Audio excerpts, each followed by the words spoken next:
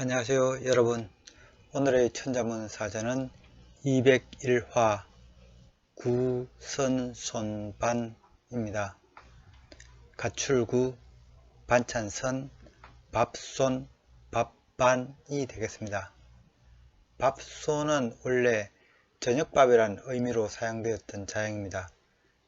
밥손이나 밥반자 모두 이 밥 또는 이 먹다는 뜻을 함께 갖고 있습니다. 사자 배치상 이 밥손은 먹다는 의미로 지금 사용되고 있습니다.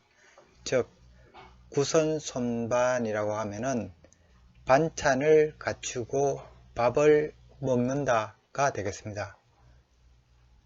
여기 보통 선이라고 하면은 보통 반찬을 나타내는 자형인데요. 더 정확하게는 이 변에 육달월이 있기 때문에 고기 반찬이라는 뜻이 있습니다. 하지만 선은 일반적인 반찬을 통칭하기 때문에 고기 반찬은 육선, 나물 반찬은 소선이라고 합니다.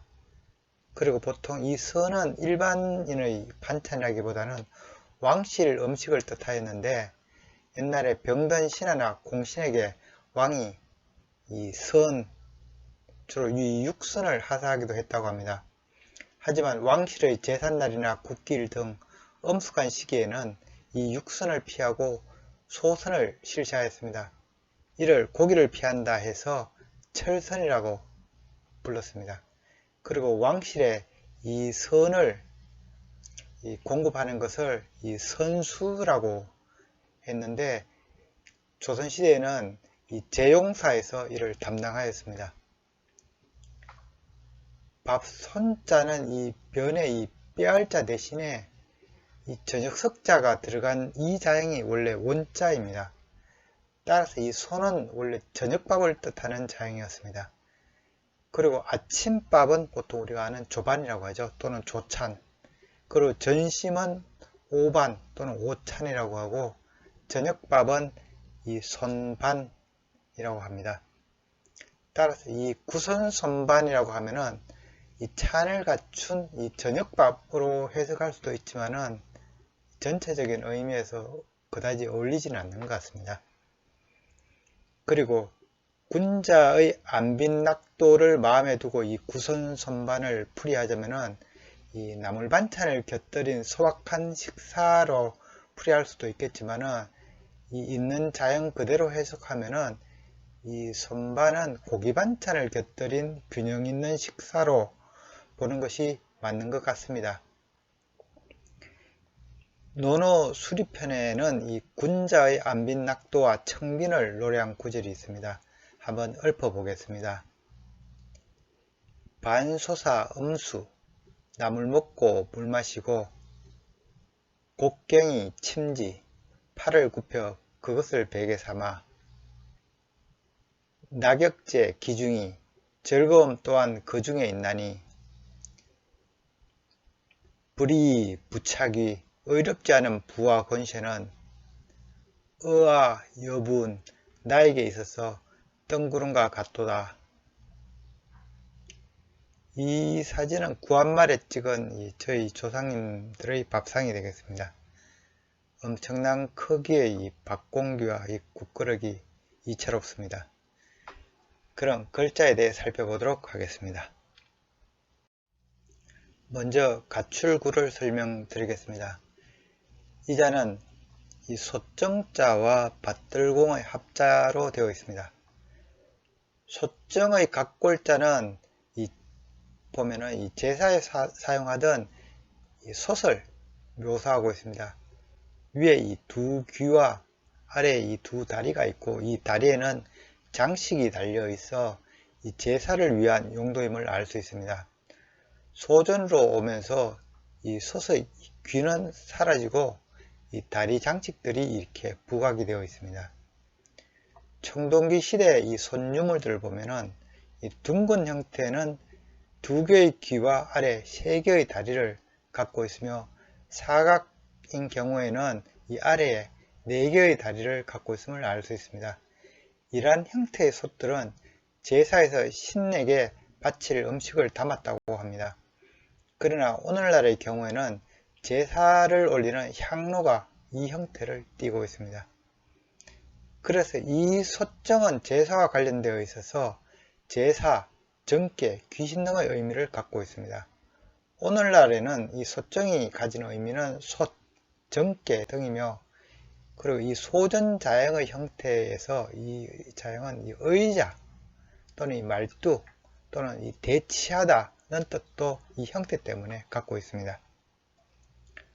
밭들공의 각골자는 이 두 손을 공손히 올린 모습으로 이 두 손으로 받들다, 두 손으로 뭔가 물건을 잡다 또는 뭔가 행하다는 뜻으로 사용이 되었습니다. 그리고 오늘날에도 이 받들다, 받치다, 팔짱을 끼다는 뜻으로 사용되고 있습니다. 비슷한 자형으로는 이 한 가지 공이 있습니다. 한 가지 공은 이 두 손으로 뭔가 물체를 공손히 받쳐들고 있는 형태입니다. 그래서 이 공경하다, 공손히 하다, 이바지하다는 뜻으로 옛날에는 사용이 되었습니다.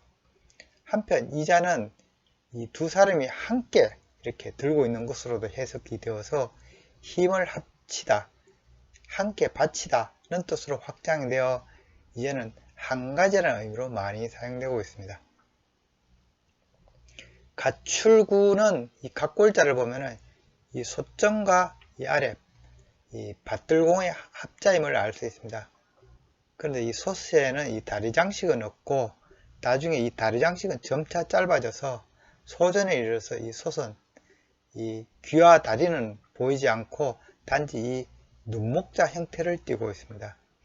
이는 이 자형의 의미가 나중에 갖추다, 준비하다로 바뀌게 되면서 품목, 목록의 의미가 있는 이 눈목자로 변형시킨 걸로 보입니다. 가출구에서 이 두 손은 여럿이 함께 일하다는 의미로 사용이 되었으며, 즉 함께 제사를 준비하는 작업을 그린 것입니다. 그래서 자형의 의미는 모두 함께 갖추다, 준비하다, 구비하다, 온전하다, 이 차림을 차리다, 준비하다 등의 뜻을 갖고 있습니다. 오늘날에는 이 함께 준비하다에서 함께 하다는 의미보다는 단지 준비하다, 갖추다는 의미로 더 많이 사용되고 있습니다. 그래서 이 함께 하다는 의미로 소전에서 새로 분화되어 나온 것이 이 변에 사람인이 추가된 이 함께 구가 있겠습니다. 이 자형도 갖추다는 뜻이 있지만은 함께, 전부, 모두 등의 뜻이 더 강하게 사용되고 있습니다. 다음 자는 반찬선입니다. 이 자는 육다롤과 착할선의 합자로 되어 있습니다. 이 육다롤은 이 고기육자가 변해오는 경우 이 다룰자 모양으로 적기 때문에 육달월이라고 부릅니다.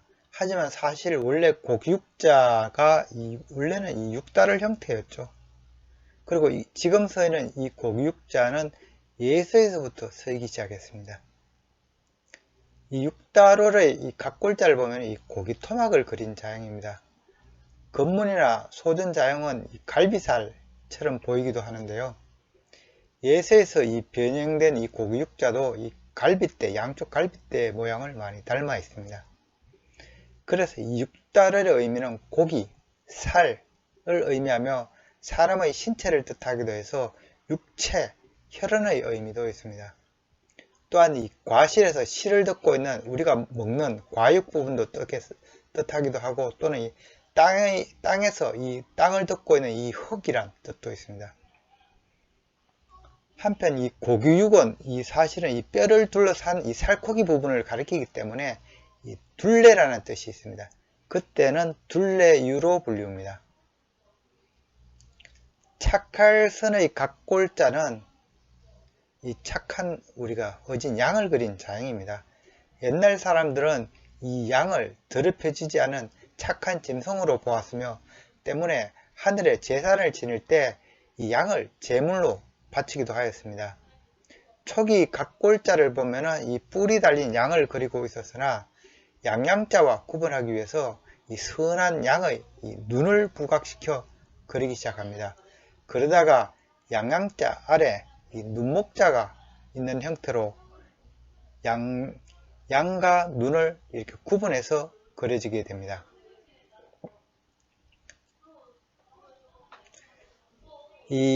그리고 보통 우리가 이 착하다, 어질다는 의미는 사람들 간의 사이가 좋다, 어질다는 뜻으로 이렇게 발전이 되었죠. 그래서 이 눈목자가 근문에서는 이 눈목자 대신에 이 말씀은 두 개로 구성된 이 대화를 의미하는 이 말다툴 경자가 이렇게 추가가 됩니다. 이는 사람들 간의 이 친근한 대화를 의미하여 사이가 좋다 는 뜻을 표시한 것입니다. 그리고 소전에 이르러 이 자행이 복잡하므로 이 말씀은 두 개를 하나로 이렇게 줄이면서 오늘날의 이 착할선이 완성됩니다. 하지만 이 말씀은이 두 개인 이 착할선자도 아직 남아있지만은 잘 쓰이지는 않는 것 같습니다.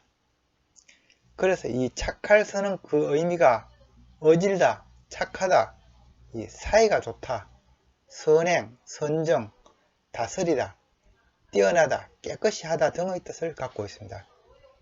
한편 이 건문에서 이 다툴경이 들어간 이 착할선 형태는 다르게도 해석이 되었는데요. 이는 사람들 간의 대화를 하면서 이 양고기가 맛있다는 사람들의 칭찬으로 풀이된 것입니다. 그래서 맛있는 양고기란 의미를 갖게 되는데요. 이 의미를 이 소전에서 건문에서부터 따로 나타낸 자행이 바로 이 아래 이 고기육자가 들어간 자행이 되겠습니다. 이는 이 양의 이 고기육이 맛있다고 이렇게 칭찬하는 말씀은 두 개가 있는 형태가 되겠습니다. 그래서 맛있는 양고기라는 의미를 나타낸 이 건문 자행이 이 소전에 이르러서는 이 육다롤이 이렇게 변으로 옮겨지게 됩니다. 그래서 오늘날의 이 반찬선이 완성이 되었습니다. 맛 좋은 양고기를 뜻했던 이 반찬선은 제사에 쓰인 양고기, 생고기, 고기 등의 뜻으로 그 의미가 확장이 되었으며 점차 고기 반찬이라는 의미보다는 먹거리, 반찬 등의 이 통상적인 찬을 뜻하게 됩니다. 오늘날 반찬선은 이 음식, 요리하다 등의 의미로 주로 사용되고 있습니다.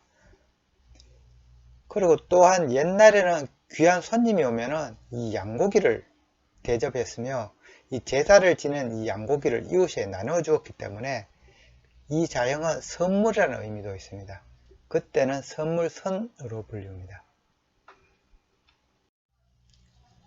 다음 자는 밥손자입니다. 이 자는 이 살바를 뼈 알자와 이 밥식자의 합자로 되어 있지만 사실은 이 저녁석과 밥식자의 합자로 만들어진 자형입니다. 따라서 이 저녁석이 변해 있기 때문에 이 밥손자는 저녁밥손으로도 불리웁니다. 이 저녁석은 초성자를 그린 자형입니다. 각골자를 보면은 이 다룰자와 큰 차이는 없습니다.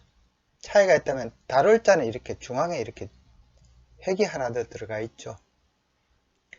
초성달은 보통 매월 음력 1일 해가 지고 나면은 그 진자리 그 서쪽 하늘에 보여지는 게 이 초성달입니다.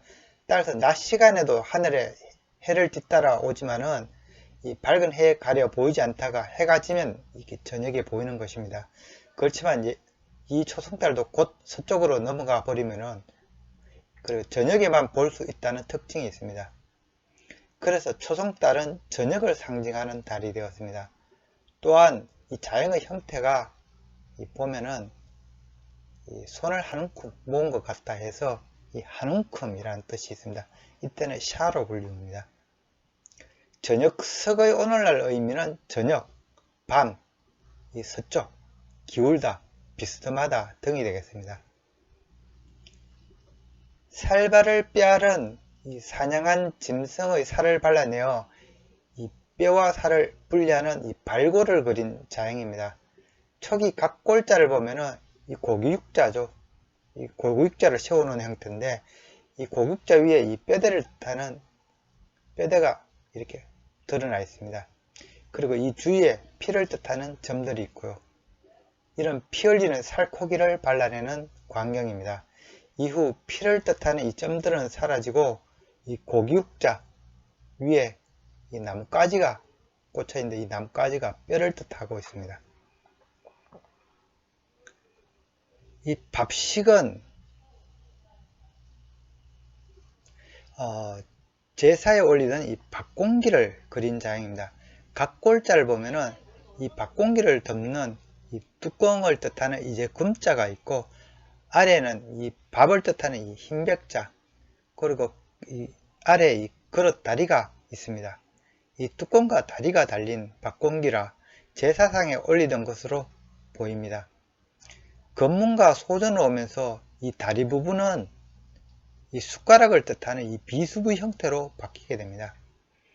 그리고 흰백자는 날일자와 혼용되어 표기가 되겠습니다. 이 경우에는 이 흰백자고 이 경우에는 날일자죠.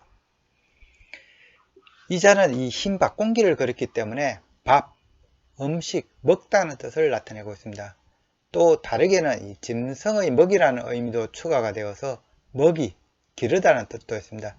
이때는 먹이 사로 불립니다. 이 밥손의 소전자형은 이 밥식자 위에 저녁석이 있는 형태입니다. 즉 저녁에 먹는 밥을 나타낸 것입니다. 이후 이 자는 해서에서만 해도 이 저녁석이 이 변해 있는 형태였습니다만, 해서는 해설 잠깐 설명드리자면, 해서는 후한말 종효가 서기 시작한 정서체죠.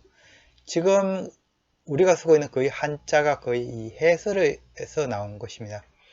지금 우리가 배우는 이 천자문, 또 이 중사의 원형도 이 종료의 이 해수로 쓴 이 천자문에서 발전된 것이라 예전에 한번 말씀드린 바 있습니다.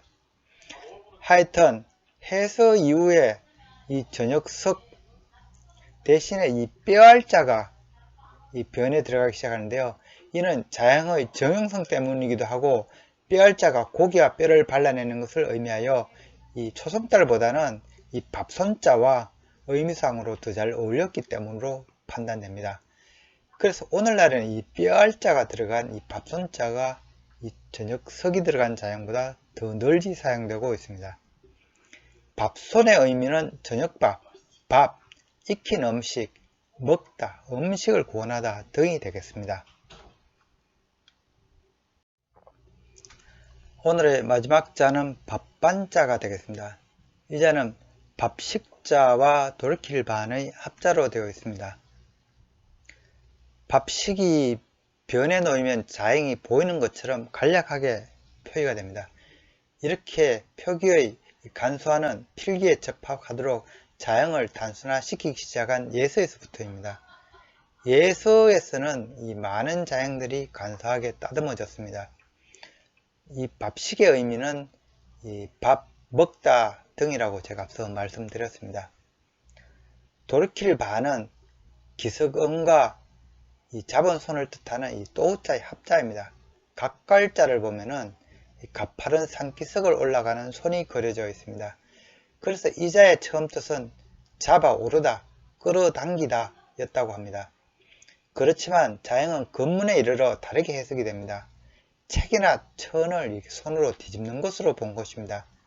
이 기석음 형태가 산기석이나 거주지의 의미도 사실 있지만은 근문에서는 얇은 피륙이나 종이의 장으로도 해석되곤 합니다. 예를 들면은 제가 옛날에 이 짝필이 포개진 이 비단을 그렸다고 76화 정무신경에서 언급한 바 있습니다. 즉 얇은 천이나 종이를 뒤집는 것으로 해석되어서 이 자형은 뒤집다, 돌이키다는 뜻으로 통하게 됩니다. 이후 이 돌이키다는 돌이키다, 물러나다, 이 후퇴하다, 되풀이하다, 반대하다, 보복하다 등으로 그 의미가 더 발전이 되었습니다. 그리고 이 뒤집다는 뜻은 어렵다, 곤란하다는 뜻으로도 분기가 되는데요. 이때는 어려울 번으로 읽습니다. 또한 이 돌이키다는 뜻은 상가다, 조심하다는 뜻으로 발전되어 이때는 상가할 판으로 읽습니다.